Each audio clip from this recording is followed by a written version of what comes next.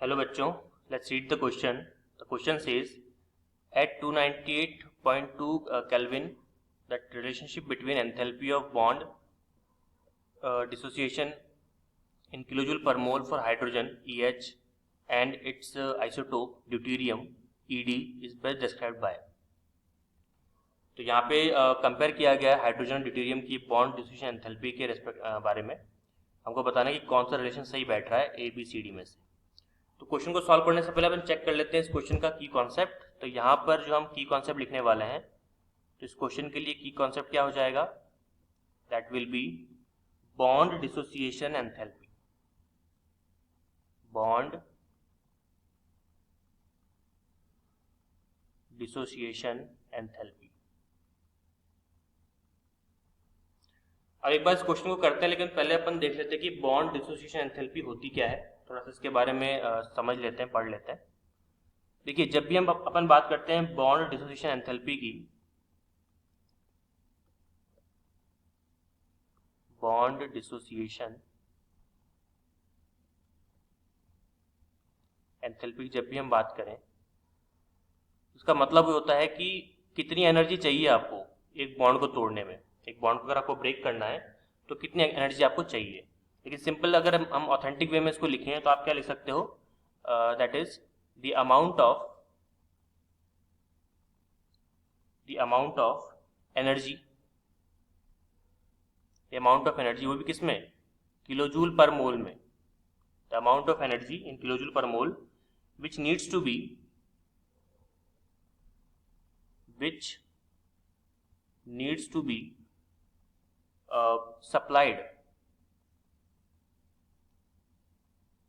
be supplied in order to break a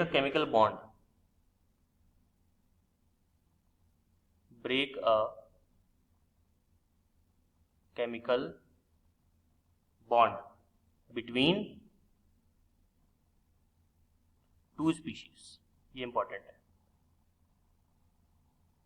कि दो species के बीच में जो बॉन्ड होता है ना, उसको ब्रेक करने के लिए, जो केमिकल बॉन्ड होता है उसको ब्रेक करने के लिए जितनी एनर्जी की रिक्वायरमेंट होती है उसे हम क्या बोलते हैं? उस स्पीशीज के लिए, उस मॉलिक्यूल के लिए bond dissociation enthalpy.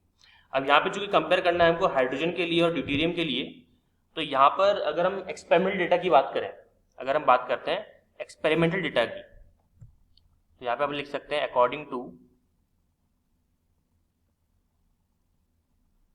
To experimental data. According to experimental data, तो डेटा के हिसाब से कहा जाता है कि जो आपका हाइड्रोजन है, हाइड्रोजन के लिए जो बॉन्ड डिसोसिएशन एंथैल्पी होती है, जिसको अपन EH से रिप्रेजेंट करते हैं, और ये हमने खुद से नहीं किया, ये क्वेश्चन में किया हुआ है, देखिए देख सकते हो आप. तो EH जो होता है bond dissociation enthalpy of hydrogen, वो मेजर किया गया है कितना? 435.88 किलोजूल पर मोल. दूसरी तरफ जो आपका ड्यूटेरियम है, उसके लिए कितना मेजर किया गया है? दैट इज 443.35 किलोजूल पर मोल. ठीक है. अब यहाँ पे देखिए, यहाँ पे एक सवाल आ सकता है कि हाइड्रोजन का जो बॉन्ड डिसोसिएशन एंथैल्पी है वो ड्यूटेरियम से कम क्यों होता है? क्या रीजन है इसके पीछे? तो इसके पीछे बहुत सारे जो थियरिस्ट हैं, साइंटिस्ट हैं, उन्होंने अलग अलग थ्योरीज दी है, अलग अलग कॉन्सेप्ट दिए हैं. कुछ जो है जो अपन देख लेते हैं यहाँ पे, तो काफ़ी लोग जानते हैं और कई बार बुक्स में ही मिलता है हमको. सबसे पहला रीज़न तो क्या है कि ड्यूटेरियम जो है ना, हेवियर आइसोटोप है. ड्यूटेरियम को मैं इस तरह से भी लिख सकता हूँ, इसको हटा देते हैं यहाँ से. H12 is heavy isotope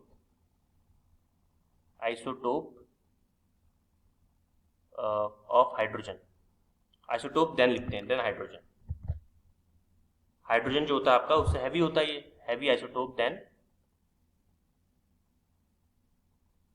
protium, यानी कि हाइड्रोजन आपका.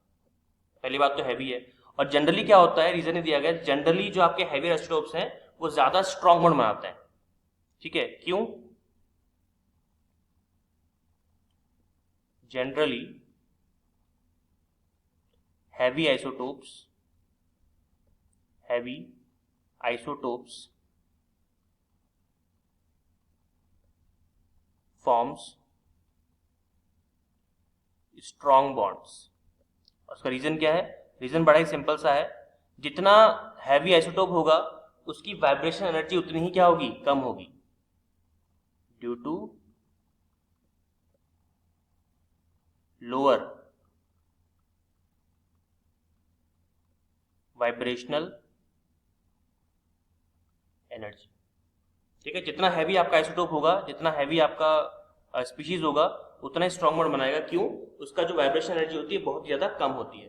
ठीक है, क्योंकि वाइब्रेशन एनर्जी इतनी ज्यादा होगी ना, बॉन्ड के टूटने के चांसेस उतने ज्यादा बढ़ जाते हैं। और हल्के जो आपके स्पीशीज होते हैं, हल्के जो आपके एटम्स होते हैं, उनमें वाइब्रेशन नॉर्मली ज्यादा देखा जाता है, जैसे कि आपका हाइड्रोजन। ठीक है, दो थ्योरी यहाँ पे होगी। तीसरी थ्योरी जो कई बार देखने को सुनने को आती है, वो ये है कि अगर आप हाइड्रोजन को देखो H11 को, तो इसके पास एक इलेक्ट्रॉन है और एक ही प्रोटॉन है। ठीक है, लेकिन अगर आप ड्यूटेरियम को देखो 12 को, तो एक इलेक्ट्रॉन, एक प्रोटॉन और एक, बताइए, न्यूट्रॉन। तो एक न्यूट्रॉन एक्स्ट्रा होने की वजह से प्रोटॉन और न्यूट्रॉन कंबाइंड हो जाते हैं, कंबाइंड फॉर्म में ही रहते हैं ऑब्वियसली बात है न्यूक्लियस के अंदर। तो न्यूक्लियस जो होता है ना, जो न्यूक्लियस बन रहा है, इसका Z इफेक्टिव ज्यादा होता है, स्ट्रॉन्गर Z इफेक्टिव। और Z इफेक्टिव स्ट्रॉन्गर होने की वजह से क्या होता है, ये इलेक्ट्रॉन को बहुत अच्छे से, बहुत ही अच्छी तरह से, मतलब बहुत ही खींच के अपने साथ जोड़ के रखता है, बॉन्ड को बना के रखता है। इसलिए इसको तोड़ने के लिए आपको एनर्जी ज्यादा खर्च करनी पड़ती है। तो ये तीन थियरीज यहाँ पर अगर आप देखोगे बुक्स के अंदर, रिसर्च पेपर्स के अंदर, ये देखा जाता है, बड़े बड़े जो थ्योरिस्ट है वो देते हैं। तो ये इसका रीजन है। ओके, लेकिन अगर हमको यहाँ पे डिफरेंस देखना हो कि जो बॉन्ड एंथैल्पी ऑफ हाइड्रोजन है, बॉन्ड एंथैल्पी ऑफ ड्यूटेरियम है, इनके बीच में डिफरेंस हम कैसे निकालें, तो डिफरेंस बहुत आराम से आप निकाल सकते हो। आप ड्यूटेरियम में से अगर आप हाइड्रोजन को माइनस करते हो, अगर हम डिफरेंस निकालें, difference of bond dissociation enthalpy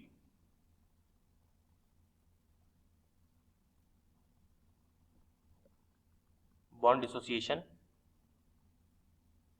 enthalpy, इसको रब कर देते हैं।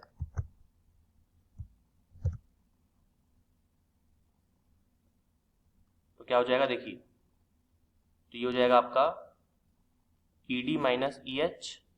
ED ज्यादा है तो ED माइनस EH कितना हो जाएगा, ये आपका हो जाएगा अप्रोक्सीमेटली 7.47, जिसको अपन नियरेस्ट इंटीजर में क्या लिख सकते हैं, 7.5 किलो जूल पर मोल। ये डिफरेंस आएगा। मतलब अगर मैं इसको फॉर्मूले की फॉर्म में लिखना चाहूँ तो फॉर्मूला क्या बन जाएगा मेरा, that is bond dissociation energy of hydrogen will be equal to bond dissociation energy of deuterium minus 7.5। तो ये एक रिलेशन हमारा यहाँ पे एस्टेब्लिश हो सकता है। तो अगर आप चेक करोगे ऑप्शंस के अंदर, तो ये जो फॉर्मूला है आपको ऑप्शन नंबर डी में आराम से मिल जाएगा। तो क्या हमारा फाइनल आंसर डी है? Yes, our final answer is option number D. Hope you understood it well. All the very best.